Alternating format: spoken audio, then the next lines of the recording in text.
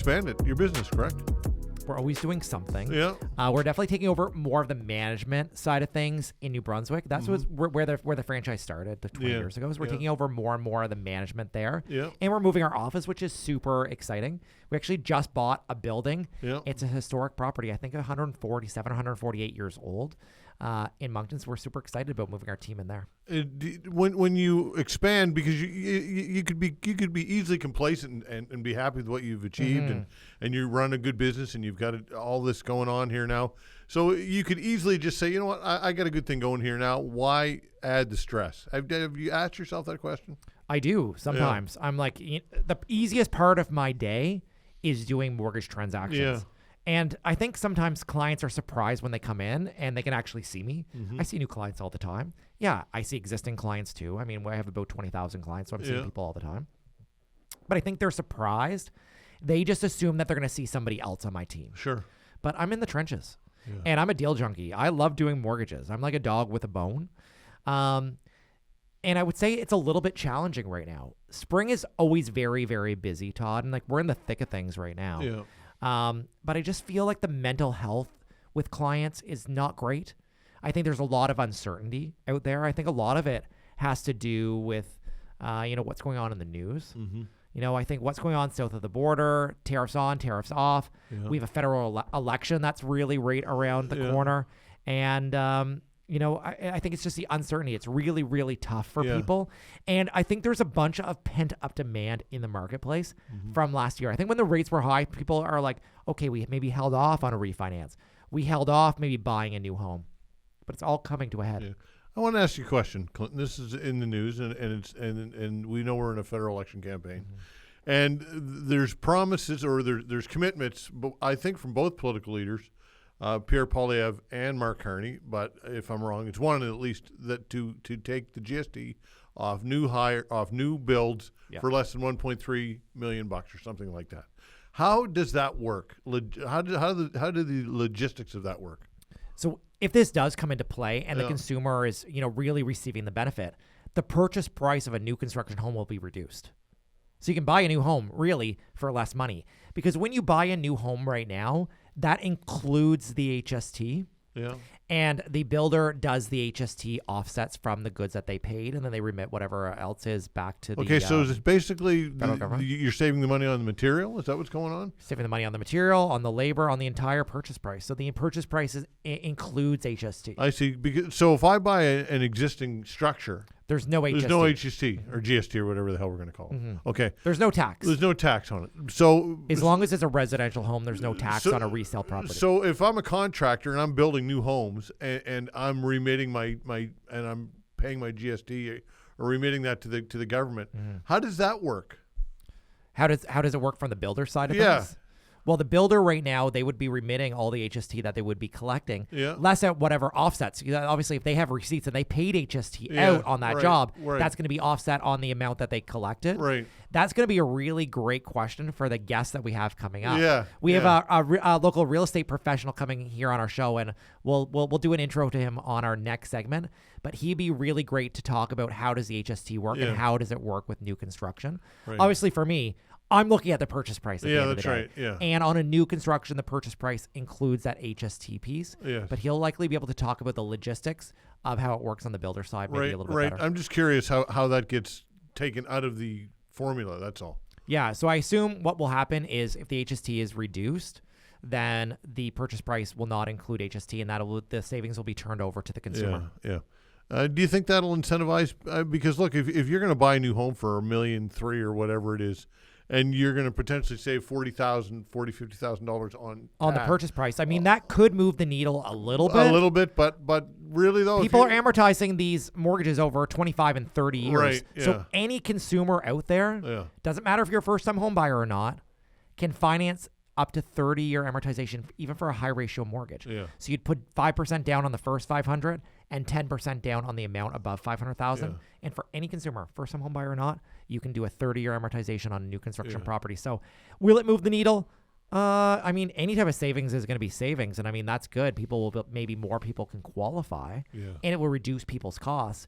But I don't know how many there's not enough new home construction happening here, I think, in Halifax And that's yet. a problem. That's the issue. Yeah.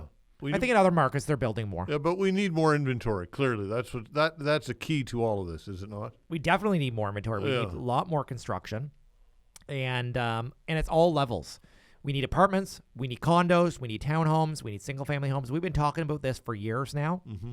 And the thing is, the population in Halifax, I think eventually it's going to double.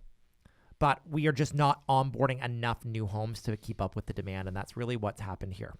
Now, affordability, though, is a big issue, because if you're gonna double the population, you need to have people who can afford these houses, right? Yeah, of course, because right now the average house price in Halifax is like in the 500,000 range. Right. You need about 125,000 of household right. income to be able to make. That's right. So if you have two people working, making a collective income of $80,000 or $90,000 or even $100,000 for a household, that might be a stretch for a new that is a stretch, and I would dare say that there would be a lot of people in Halifax that would be in that price range.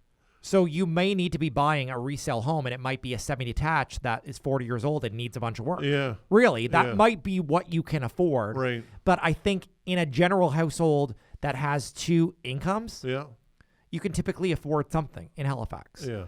And it may not be on the peninsula, but maybe you need to buy something in the outskirts. But there are properties within HRM that would be affordable.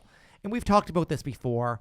I think that, ever since the properties were really increasing in value, it pushes more of the buyers, maybe at that lower price point, into more rural areas.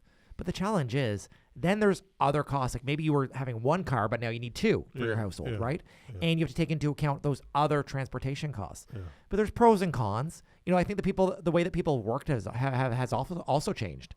You know what I mean? Like a lot of people are working at home now, at least part of the time. You're not, I'm not, but there's a lot of people that have changed the way that they're working. Well, during the pandemic, I worked from home. You did? Yeah, I was able to do that. We did the show remotely and everything. That's right. But, obviously things have changed, but a lot of people just haven't gone back to the office. Yeah. Okay, so you mentioned people's state of mind, and why not? Why wouldn't people feel that way when you look at what's happening? And this show isn't about politics. We don't want to get into the weeds of politics. But what's happening with Donald Trump? And there's a lot of uncertainty. And the unpredictability and the tariffs and what's going to happen. And it's no wonder that people are stressed, right? Like, I think if you could even ask me today, and I'm pretty up on things, what's going on in the U.S. and what's going on with tariffs, I couldn't give you a good, clear, straight answer. Right. Because it's changed so much. Yeah. I know the situation's not good, but, have we started feeling some of the trickle effects? And I think we have. I think the costs certainly have changed. But the one interesting thing is Canadians are very resilient. Yeah. And, this whole buy local, buy Canadian campaign has really changed the game, I think. Yeah. And, it's going to take years for our different supply chains, but, we're even talking about like going to vacations, not going to the U.S., for example. That's money that we're not going to spend in the U.S. we may spend somewhere else. And I mean, not everyone's going to subscribe to that same kind of policy, but there's going to be long cultural changes that are going to be here from what's going on right now, I think. How about when you talk about reciprocal tariffs, there'd be certain types of products that would come from the United States which are going to cost more now because of reciprocal tariffs. That's true. So that will be a factor in home building cost, I would think. And that's a big concern, I think, for builders. Yeah, for builders. But I think it's a big concern for consumers as well. If you enter into a purchase agreement to buy a new construction property, oftentimes builders are also putting in some clauses around cost of materials and things like this where they can actually legally increase the price if their cost goes up. Yeah. We really saw this over the pandemic. There were some builders that were maybe a little bit unsavory that did not fulfill their agreements because the properties... You mean greasy? Maybe that's what I mean. That didn't fulfill their contracts. Either they couldn't fulfill them because they couldn't afford to do it because of the cost of material and the cost of labor, or they just thought to themselves, hey, I sold this house for $400,000 and now I can sell this house for $700,000. I'm basically going to back out of this contract and sell this to somebody else. Yeah, it's just unbelievable, those. But hey, listen, we will get through it. I know the platitudes, but we will get through this. There's highs and lows in everything that we do and in life. But I will bring it back that this feels like March 2020. We're 5 years later in April, and it feels like those early days of the pandemic just due to the uncertainty. If you've liked what you've heard and you want to learn more, feel free to visit us online at teamclinton.ca.